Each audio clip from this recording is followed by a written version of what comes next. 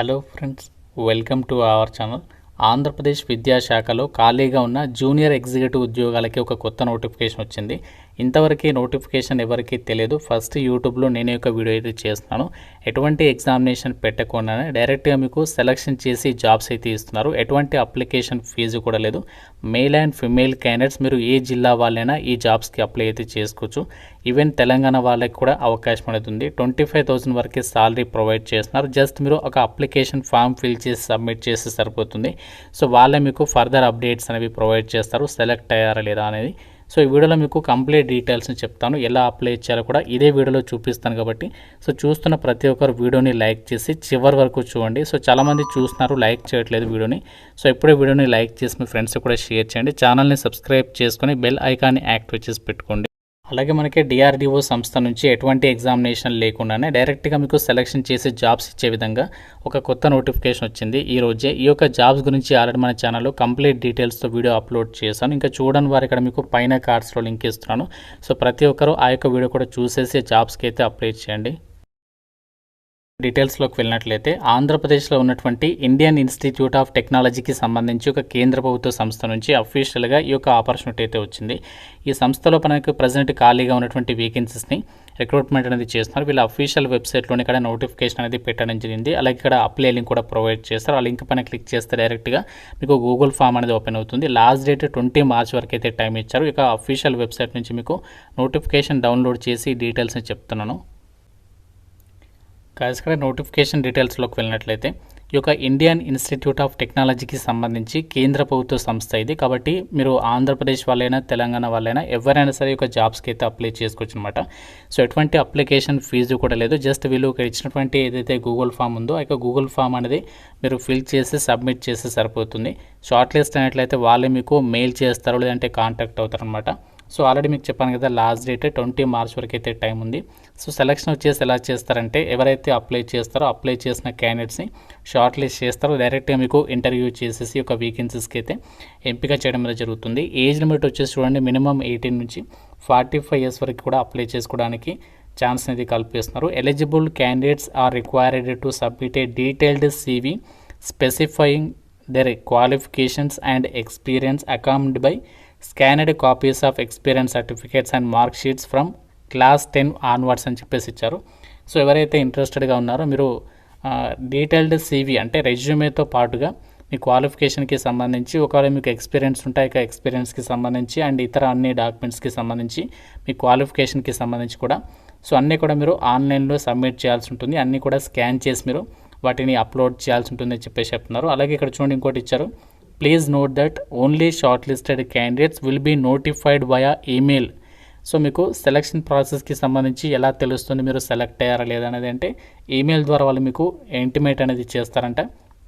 So కాబట్టి ఎవరైతే apply చేస్తున్నారో సో మీరు అప్లై చేసిన తర్వాత దీనికి సంబంధించి ఈమెయిల్ అనేది రెగ్యులర్గా అయితే చెక్ చేసుకుంటూ ఉండాలి.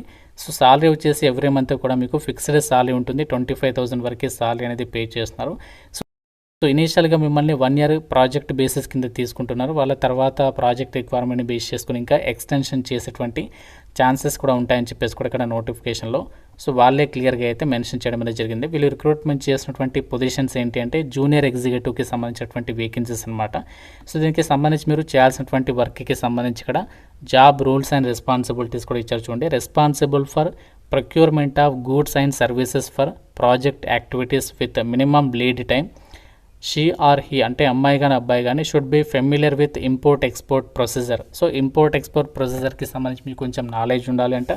అండ్ మీరు ఏంటంటే దానికి సంబంధించి మంచి సర్వీస్ అనేది ప్రొవైడ్ చేయాల్సి ఉంటుంది. Implementation of purchase procedures like ఈ ట్రైనింగ్, ఈ టెండరింగ్ తెలుసు కదా, ఈ టెండరింగ్ లైక్ ఇంకోటి ఏంటంటే gem online bidding, other latest norms of government pertaining to procurement and preferential purchase policy and GFR అంటే general financial rules, manual of procurement of goods works and consultancy and other services. వీటికి రిలేటెడ్గానే మనకి work అనేది అప్పగిస్తారంట. So వాటికి రిలేటెడ్గా మీరు work అనేది చేయాల్సి ఉంటుంది. సో క్వాలిఫికేషన్ ఏంటి అంటే మీరు ఒకవేళ OBC జనరల్ అభ్యర్థులు అయితే మినిమం 60% మార్కులతోటి ఏదైనా బ్యాచిలర్స్ డిగ్రీ పాస్ అయితే సరిపోతుంది. ఒకవేళ మీరు SC ST PWD వాళ్ళైతే మినిమం 55% ఆఫ్ 5.5 CGPA ఉన్నా కూడా ఎలిజిబుల్ అంట. ఎక్స్పీరియన్స్ వచ్చేసి మీకు అట్లీస్ట్ మినిమం 1 ఇయర్ ఎక్స్పీరియన్స్ ఉండాలి. అది ఎందులో అంటే అకాడమిక్ ఇన్స్టిట్యూట్ ఏదైనా సరే, ప్రైవేట్ అయినా సరే పర్వాలేదు, గవర్నమెంట్లో అయినా పర్వాలేదు, అటానమస్ ఇన్స్టిట్యూషన్ కానీ పబ్లిక్ సెక్టర్ అండర్టేకింగ్ ఏదైనా పర్వాలేదు, ఎక్కడికి మీకు అడ్మిన్గా వర్క్ చేసినట్లుగా ఎక్స్పీరియన్స్ ఉంటే సరిపోతుంది. చాలామంది ఏంటంటే అక్కడిక్కడ ప్రైవేట్ ఆర్గనైజేషన్లో తక్కువ సాలరీస్కి వర్క్ చేస్తూ ఉంటారు కదా. సో అక్కడ మీకు ఎక్స్పీరియన్స్ సర్టిఫికేట్ పొందే ప్రయత్నం చేయండి. డెఫినెట్గా మీకు హెల్ప్ అయ్యేటువంటి అవకాశం ఉంటుంది. మీకు అడిషనల్గా ఇంకా ఏం స్కిల్స్ కూడా అక్కర్లేదు, కాకపోతే కంప్యూటర్ నాలెడ్జ్ ఉంటే కొంచెం ప్రిఫరెన్స్ అనేది ఇస్తారనమాట. సో మనకి ఇది తిరుపతిలో ఉన్నటువంటి కేంద్ర ప్రభుత్వ సంస్థ నుంచి వచ్చినటువంటి ఆపర్చునిటీ. సో మీకు ఇదే సంస్థలో మనకి పోస్టింగ్ అనేది ఉంటుంది. ఈవెన్ మీరు ఏ జిల్లా వాళ్ళైనా సరే, అలాగే తెలంగాణ వాళ్ళైనా సరే అప్లై చేసుకోవచ్చు. కాకుంటే మీకు పోస్టింగ్ మాత్రం ఈ యొక్క ఇండియన్ ఇన్స్టిట్యూట్ ఆఫ్ తిరుపతికి సంబంధించినటువంటి లొకేషన్లోనే మీకు పోస్టింగ్ అనేది ఇస్తారు. సో వేకెన్సీస్ ఇక్కడ డీటెయిల్స్ అయితే ఇచ్చారు, ఇక్కడ ప్రాజెక్ట్ నెంబర్ కూడా మెన్షన్ అయితే చేస్తారు. ఇప్పుడు మనము ఏ విధంగా అప్లై చేయాలి, ఒక గూగుల్ ఫామ్ ఎలా ఫిల్ చేయాలి, ఆ ప్రాసెస్ అనేది చూద్దాం. కాస్త నేను మీకు ఒక అప్లై లింక్ అనేది మన వెబ్సైట్లో ఇచ్చాను. ఇక లింక్ పైన క్లిక్ చేసినట్లయితే సో మీకు ఈ విధంగా గూగుల్ ఫామ్ అనేది ఓపెన్ కావడం అనేది జరుగుతుంది. సో అక్కడ ఫస్ట్ ఏంటంటే నేమ్ ఆఫ్ ది క్యాండిడేట్ దగ్గర మీ యొక్క ఫుల్ నేమ్ అనేది ఎంటర్ చేయండి. నెక్స్ట్ వచ్చేసి ఇక్కడ అడ్వర్టైజ్మెంట్ నెంబర్ అనేది సెలెక్ట్ చేసేయండి. సో సెలెక్ట్ చేసిన తర్వాత నెక్స్ట్ మీ ఫాదర్ నేమ్ అనేది ఇవ్వాలి, తర్వాత మీ పర్మనెంట్ అడ్రస్. సో నెక్స్ట్ వచ్చేసి కాంటాక్ట్ నెంబర్, మీ కాంటాక్ట్ నెంబర్ ఇవ్వండి. సో వాళ్ళే మీకు కాల్ చేస్తారు. Next email ID. సో ఇది ఈమెయిల్ ఐడి అయితే మిస్టేక్స్ చేయొద్దు, ఎందుకంటే ఈమెయిల్కి మీకు ఫర్దర్ అప్డేట్స్ అనేవి ప్రొవైడ్ చేస్తారు.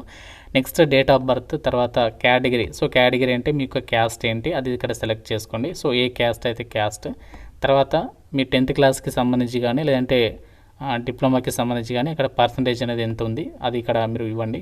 సో తర్వాత ఇంటర్మీడియట్కి సంబంధించి కానీ లేదంటే ఫస్ట్ ఇక్కడ వచ్చేసి మీరు ఫస్ట్ ఈ బాక్స్లో ఈ ప్లేస్లో మీరు 10% ఇవ్వండి. తర్వాత ఇంటర్మీడియట్ అయితే ఇంటర్మీడియట్, మీరు ఒకవేళ డిప్లొమా చేస్తే డిప్లొమాకి సంబంధించి పర్సంటేజ్.